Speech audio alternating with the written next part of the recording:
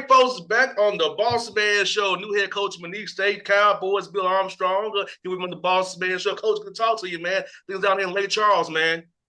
Great talking to you, man. It's beautiful down here in Lake Charles today. Just getting to work, man. Excited to be here. Yes, indeed, man. Talk about how cool it is to be back in Louisiana. I know you was there with LSU in Louisiana, getting to be back to some roots and relationships you already built down there. So how's it being cool to get back down there? People you know and players that you know, coaches you know, to find the right fits for your program.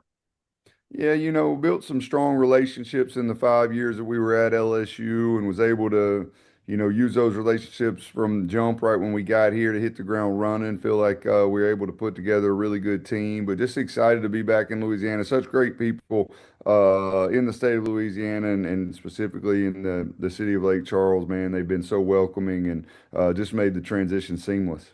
No doubt. And for you, with the new guys on your roster, your summer coach Armstrong, it's going to be more of team concept stuff, a little bit of that mixed in with some individual work to make sure those guys get better over the summertime. So when you come back in August for fall semester, it's not cramming everything in to get ready for November 3rd tip night. No doubt about it. The summer gives us an opportunity to get acclimated. We try to each week work our way up to a practice on Friday. So we kind of start out Monday with 30, 40 minutes of individual work. Tuesday, we'll add a couple more players to each group. Instead of three groups, we'll have two. And then Wednesday is just pretty much a pickup day for us. Let them get out there and play. And, I think that's been a little bit of a lost art. Kids don't play as much as they used to. So we're trying to encourage them to even play pickup a couple times extra a week when we're not even around. I think is a good thing. That way, there's no better way to learn how to play with each other than just play. So, we try to encourage that. And then Thursday is kind of like a practice. It's a lot of 4-on-4 stuff, which we'll do a lot during the year in practice. We'll have days where, that's pretty much all we do. And then Friday is kind of a mixture of everything. And we try to incorporate some different drills that, like you said, we will be doing every day once we get to fall practice. So it is kind of let them get to know the drills, get to understand the drills so that we can transition into them a lot quicker during practice and practice and go a lot better. So we're using the summer to get better as well as get acclimated. And Coach, I'm asking this, man. I know in the NBA, I'm on the Hawks a lot, the Grizzlies a lot, so they tend to like really just kind of, work, kind of go out 15 minutes during the season. So in season wise, when you got two conference games a week, like how do you kind of structure that to make sure your guys are peaking Thursday, Saturday, or Saturday, Monday, so it's that they're not burnt out by the time the game, especially on that last game of the week there.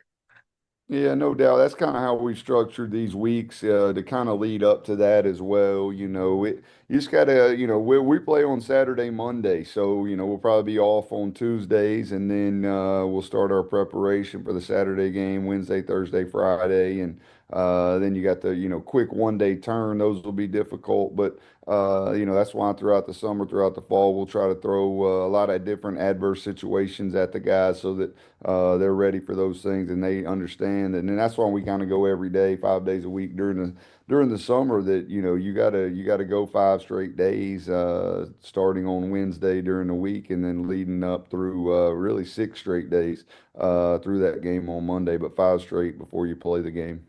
No doubt, and Coach. I remember that back when the day when you were playing. The greatest October 15th was the magic day. The way you can start practicing at midnight. That's right. Man, I kind of missed that, but it's cool to actually know what you have before October the 15th now. So you Yeah. ain't trying to cram everything in right then and there. Well, I think you have that for sure, where you're not having to cramp things, and I think that helps for injury reduction, things of those nature. So you can go about you really have to go about 3 days on, 1 day off, which I think is a good thing for recovery and for the guys. You can start practice now 42 days out from the first game, and that allows you to go 3 on, 1 off pretty much the last 7 weeks of fall leading up to the season. I like the way that it's structured now. You do sometimes miss the old days when that thing started October 15th. The hype that came along with it, with the Midnight Madness and things of that nature. It's kind of knocked some of that out, but which was really fun. I do miss that at times, but I do think now giving them more time so that they can have a few days off here and there is helpful. Like you said, to get to that end of the season in March where their bodies can feel a little bit better as they've gone through that grind. especially because we know it's a one B league in the Southern Conference, though it shouldn't be, but it's a one B league, so you know that you have to really peak those last few weeks of the season to get that automatic bid. So you definitely want to make sure you're building that resistance up now. So it's not like they're out of gas come February. You like, dang, we peaked too soon.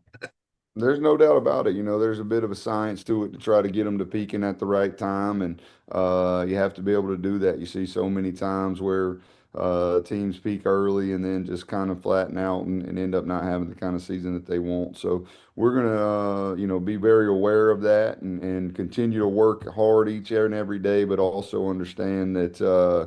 Although I do believe that the championship work is put in starting in June, championships aren't won until March, so we gotta be peaking at the right time. No doubt, Coach. Let's get some man. And that about nutrition wise for these young men. I know that's something that I had to learn as I got older and more mature in my career. It's how to eat the right way. Talk about we having the right dietitian, the right strength coach, and the right training staff to make sure these guys are eating correctly and also recovering correctly as well.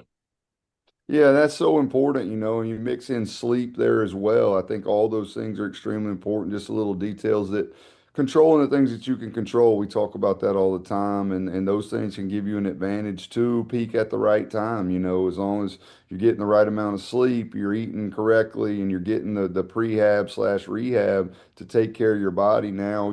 It's a year-round deal that you got to, and it is professional. It's a profession that, these guys are now making money. So I think that that's helping them to kind of understand that, hey, I need to use this money to make sure that I eat right and whatnot when we don't feed them. Obviously, we feed them quite a few meals as well. But we got a great staff, starting with our strength coach and trainer, to educate them first. I think it's about educating first on how important nutrition is, hydration is, sleep is, recovery is. It's so much more to it than just basketball, but we talk about it all the time. I think it's simple, the decisions that need to be made when it comes to, eating food, for example. Is this going to help me be the best basketball player I can be? And if the answer is yes, then you should probably eat it. If the answer is no, you shouldn't. So we just try to keep it simple with them and educate them on the benefits of eating properly and recovering the right way. You, Coach Armstrong, how cool is it to have a boss and Heath Schroyer who's a coach himself? So he knows what you're going through. You can actually talk shop and he fully gets where you're at. So he brings something to his desk where he knows that you really need it and really know that you know what you're talking about because he's been in your shoes as well. So how cool is to have a guy like that to be your boss to kind of lead this McNeese State Cowboys sports department? If you know my man Heath, Cool is his middle name. He's a I cool know him guy. very well from time at UT Martin. Yeah, he's great, man, and just thankful for the opportunity that he's given us. But yes, it's a huge advantage for us to be able to have a guy that has been through it and understands what college basketball players go through on a daily basis. To be able to help us and understand what we need to be as successful as we can. And I think that that's a huge reason for the success that they've had here. Obviously, Heath hired my man Will Wade and giving him the opportunity to come here and rebuild this program to what it once was, and now giving me the opportunity to uphold that standard. Extremely excited about it, and to have a guy like Heath have your back and then know what's going on and have such an understanding of what it takes to win is a great advantage for us. No doubt. And also, this Coach Armstrong for you. We mentioned earlier about relationships in this new portal world, NIL world, how you kind of the speed date these guys. Talk about that piece trying to vet these young men that you're trying to bring on the roster, make sure they're about them, about the team and not themselves all the time. It's not about me, but it's about being some doing something for the great good to be a good team to win championships and go to the NCAA tournament and cause noise. They had done it with Nice already. Yeah, that's just a thorough process of us doing our due diligence, using our relationships, trusting our relationships that the guys are all about the right things. Putting it out there, I think a lot of that too is on our side is we got to let them know what we're looking for and let them know that, we want them to be about the team and about winning and then you can bet the guys and you can kind of get a feel for who's about that and who's not. And I think our staff did a great job of putting together a group of guys that, ultimately are their main objective, their main goal is to get that three-peat. No doubt. And you mentioned your staff, man. Talk about when you get a job at hiring the right people and hiring a staff so you can delegate some things. So everything you have a lot of things on your plate already as the head coach, but having people you can trust to do things and it don't get to you, who know you take care of it before gets to your desk. You think about career, that's what you're working towards. So you kind of have an idea. Everybody does it differently. There's more than one way to do it the right way. But for me, it was all about loyalty. I wanted guys that obviously knew the game of basketball, had experience in recruiting, and could put together a great team. But most importantly, loyalty above all else. And that was what we were able to do here with our staff. I've worked with in some capacity four of the five guys that we hired, and the fifth guy, Peyton Prudhomme, is in the Drew family tree, and it was the grandson of Dale Brown. So I had a lot of ties to him anyway, and got to know him this past year while I was at Baylor. So to be able to have guys that are all committed to the same goal and then want to do it for each other, I think that's an important thing, and that's what I was looking for when we put together the staff. And I think we've been able to put together a really, really good staff. Excited about all of them being here. No doubt. And let me ask this, coach, for you, scheduling wise, I know some games are probably already done for you, what Coach Wade and them did, but going forward, how you going to approach non-conference scheduling games, kind of give your guys a test outside from the place so you can be battle tested, get ready for that. We talked about that peak time in February and late March there. Well, I messed with Coach Wade the other day. He didn't do us any favors in the scheduling. Twofold. One, he scheduled, we're going to Santa Clara this year. I mean, nobody wants to do that. And then we play in a great tournament in the Cayman Islands with three really good teams. So, all our games away from home are going to be extremely competitive, which we're excited about. Like you said, that'll prepare us for what we got to deal with in March and get us ready and battle tested. The other thing that he didn't do us any favors with was having all the success he's had. We've had a tough time getting teams to quote unquote buy us for buy games that we have to play a couple of. So we're still looking for a couple high major games to go on the road and get tested as well. So we'll continue to do our due diligence and try to find those last two games, make them the best we can. No doubt, 100%. Them buy games are one of a kind, man. I tell you, he has to take you off at the Power Five level. You buy somebody, and kick your butt. Has to piss them Yeah, off I don't so know if we're bad. ready to do that, but I know it's been difficult for us to find them at this point. I hear that, coach. No doubt. Coach Bass gets mad for you. Come off Father's Day. Talk about just guys texting you back on Father's Day, telling you, Coach, all the hard stuff you told me, the scabs you had during when I messed up. But I get it now. So talk about the joy of that of coaching, having guys have success and text you back and call you on Father's Day and tell you thank you what you've done for them in their lives.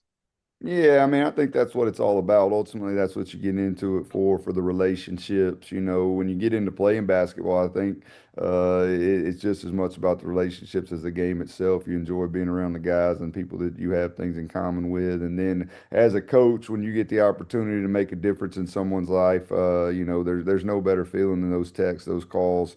Happy Father's Day. And then now I've gotten to the age of where I'm able to make a couple calls to my guys and tell them Happy Father's Day and excited that they've, have children of their own and are great fathers in themselves. So, it always comes full circle and it means the world to me to get those texts and those calls. And last one for you, Coach, I want to ask you this, man, what kind of brought you into coaching, man? Kind of what was your journey to get in this business and kind of what triggered you to want to get into coaching?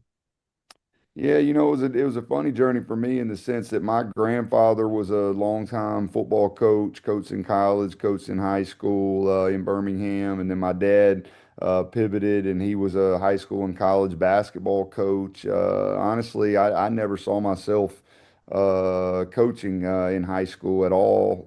Was going to go into to be a lawyer and get my law degree, things of that nature. But when I got to UAB and was there and part of the games and the pageantry and all that stuff, I just realized that this is what I want to do for the rest of my life, and that's kind of what led me to that. I think it's in my blood. Obviously, my grandfather being a coach and my dad being a coach, but I fought it for a little while, I think, throughout high school. But definitely found out that it was my calling, and I haven't worked a day in my life, man, just to be able to come up here and be a part of a basketball team every single day for as my job. I don't look at it as a job. It's just something that I enjoy doing and have been very, very lucky and grateful for the opportunities that I've been given. And coach, you and I share the same thing. My dad was a high school coach here in Atlanta, Georgia. So Yeah, I should me and you share that same commonality. I was been a coach's son. So now I that's right. coach informally, not formally. I kind of do it whenever I feel like I can get back out of it. I ain't got I, Yeah. Hey, ain't that's the got best way when you can get in and out of it, no pressure, right? yes. I make show up for a practice or two and give some instruction here and there and I can Yeah. do You're like that. a I can get out. grandfather. You could just give the baby back when you're done spoiling them. That's the best way. Yeah, so yeah, I had that. I used to my dad's. Always want to pressure me to try to say, yeah, I should get into to a full set. I said, Dad, I don't give up my radio show I've had for 13 years. I can't do the Right. radio show and coach at the same time. So Hey, nobody's calling in on your radio show mad at you for doing a bad show, right? When you get that nobody coaching, when you got that. lose a game, that ain't no fun. No doubt. I got nasty emails, them play my kid. Why it's not my kid? I don't want them problems. Trust me, I understand. Yes, indeed. Coach Armstrong, it's going to have you the show, man. I hope to see you real soon. I'll be at the live period at the Peach Jam. I'll be late for as Awesome, well. So man. hopefully I'll see you during the live period in July, man. That'd be great if you do holler at me, my man. Thanks I for sure having will, me on. coach. Thank you. Talk to you soon.